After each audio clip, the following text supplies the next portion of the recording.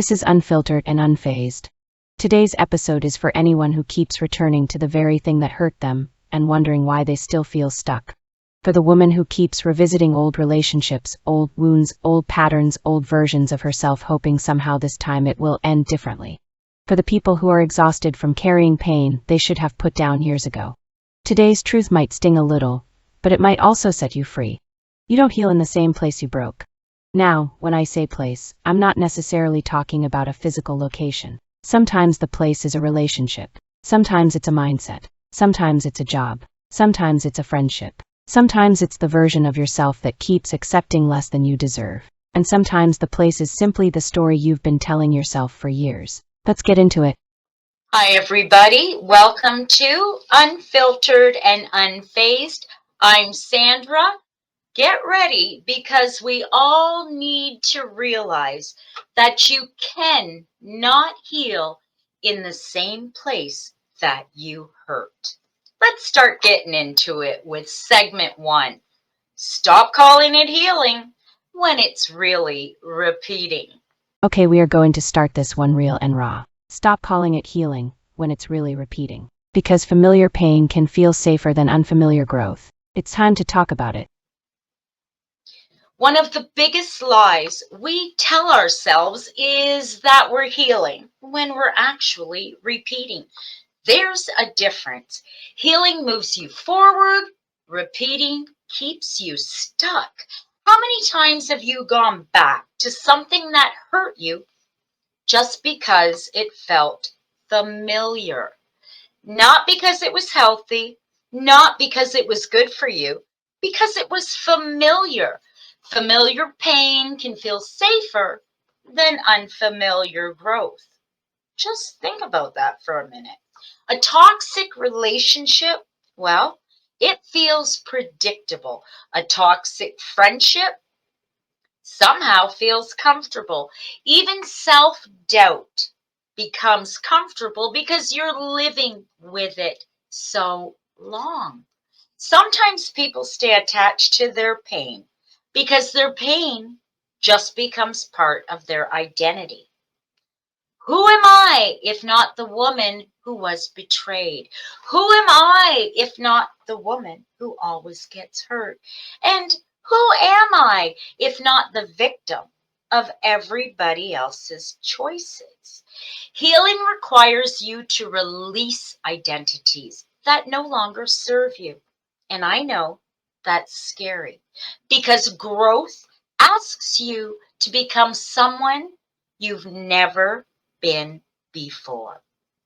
Now I'm going to talk about the fact that healing requires distance. Sometimes we have to move away to move forward. Ready, let's discuss.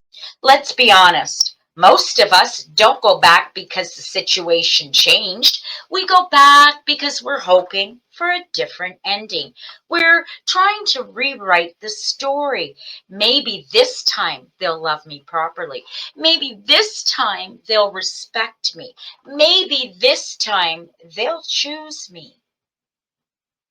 Maybe this time they'll change. But here's the hard truth. Closure doesn't always come from getting a different ending. Sometimes closure comes from accepting the ending that you got. That doesn't mean it was fair. It doesn't mean that it didn't hurt. It means you're no longer waiting for someone else to become the person you needed them to be. That waiting room can steal years from your life. Years. Waiting for apologies, waiting for accountability, waiting for change, waiting for someone to finally see your worth. Queens, your worth was never dependent on their ability to see it. Did you know environment matters? We have to move different to heal different. This is a real fact. Let's get into it. Imagine trying to quit smoking while hanging out in a room full of people smoking all day. Imagine trying to become confident while spending time with people who constantly tear you down. Imagine trying to heal your heart while continuing to give access to the person who keeps breaking it. Environment matters. Energy matters. Access matters. Sometimes healing requires distance, not because you're weak, because you're wise. There are people who genuinely want to see you happy, and there are people who only like the version of you that they could control. Pay attention to that difference. Growth often requires separation, not punishment, protection. A flower can't grow if someone keeps stepping on it, and neither can you.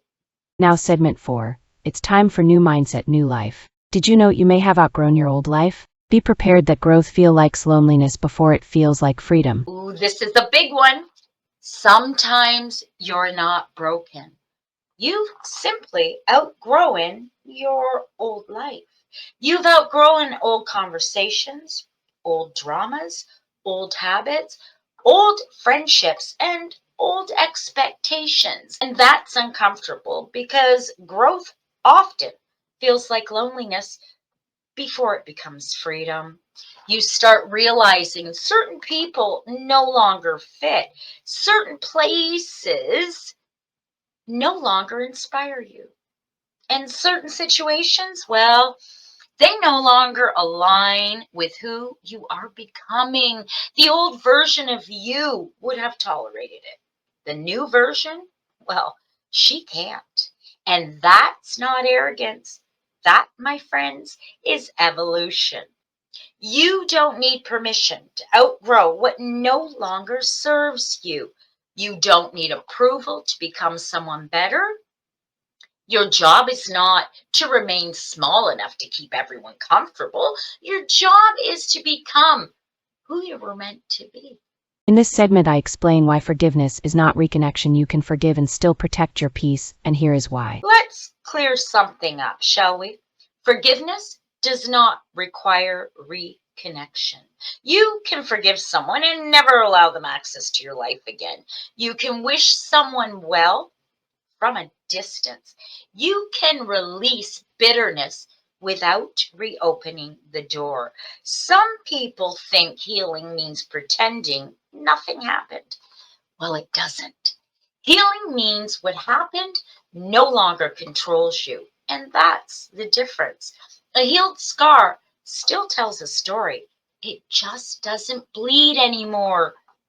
You don't owe unlimited access to people who repeatedly disrespect your boundaries. You don't owe explanations for protecting your peace. And you don't owe second chances forever. And you certainly don't owe loyalty to situations that continue to harm you. Healing is choosing different. That means different choices, different life, and a different you. Walking away is hard, especially when you've invested years. Years of love, years of friendship, years of effort, years of hope. But staying somewhere that continuously damages your spirit costs even more. Sometimes the bravest thing you'll ever do is leave. Leave the relationship, leave the toxic cycle, leave self destructive thinking, leave the version of yourself that's afraid to demand better. Because every time you choose yourself, you're sending a message to your future. You're saying, I deserve peace. I deserve respect. I deserve better. And that is powerful. To the person who feels stuck, this one's for you. The next chapter of your life requires faith, not fear. Let's wrap this one up with some fierce information. Ready, queens? Maybe you're listening today and you're stuck. You know something has to change. You feel it, but you're scared. Scared of being alone, scared of starting over, scared of what comes next. I understand. Most people aren't afraid of change, they're afraid of uncertainty. But let me share what I've learned. Every beautiful chapter of your life begins with uncertainty. Every one. The new job, the new relationship, the new city, the new opportunity, and the new version of you. None of it comes with guarantees. Growth requires faith. Faith in yourself. Faith that the future deserves more than your past. Faith that the life waiting for you is bigger than the fear trying to keep you stuck. Now, my queens and my kings, if any are out there, I want to leave you with this. Maybe the reason you're struggling isn't because you're weak. Maybe it's because you've been trying to heal in the same place that keeps reopening the wound. Maybe you've been asking a broken situation to make you whole. And maybe you've been searching for peace where peace doesn't exist. Maybe you've been waiting for permission to move on. Well, this is your permission. You don't have to keep carrying what's crushing you. You don't have to keep returning to what is hurting you. And you don't have to keep shrinking yourself to fit into places you've already outgrown. The next chapter of your life may require new boundaries, new environments, new people, new standards, and most importantly, a new belief about what you deserve. Because healing isn't about becoming who you were before. It's about becoming someone stronger because of what you've survived. And sometimes the greatest act of self-love is accepting that the place where you were broke is not the place where you'll bloom. Nobody puts baby in a corner.